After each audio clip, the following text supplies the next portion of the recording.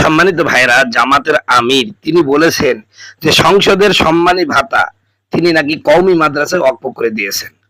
বাংলাদেশ জামাত ইসলামী আমির doctor Shafiqur Rahman বলেছেন, আমি বলেছিলাম আল্লাহ যদি আমাকে নির্বাচিত করেন তাহলে আমি সরকারি কোনো সুযোগ সুবিধা নেব না, আমি সেটা নিচ্ছি না, কিন্তু সংসদের সম্মানী ভাতা আমাকে নিতেই হয়।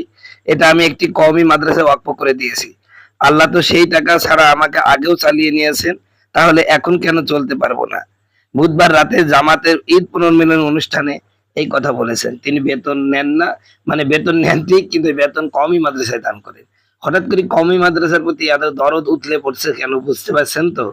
আসলে কওমি ছাড়া এ দেশের মানুষকে বা সাধারণ মানুষকে বাগে আনা সম্ভব নাই। এই জন্য একটু পাম দিল আর কি, বুঝতে পারছেন? একটু পাম দিল, পাম দিয়ে কওমিদেরকে খুশি করলো। আর আমরা কওমিরা উপকা, কেউ একটু পাম দিলে অমনি তাকে মাথায় তুলে নাচি। নাচবা তে মারা খাবা, এতে কোনো সন্দেহ নাই। প্রিয় ভাইরা, বন্ধুগণ, আমার ভাইরা আমার, এই জন্য জামাতের এই ফাঁদে পা দিয়েন না। ওনারা আমাদেরকে পাম দিচ্ছে, পাম পাম দিচ্ছে। আমরা বুঝি, ছোটকালে খাইছি সুজি, এখন অনেক কথা বুঝি।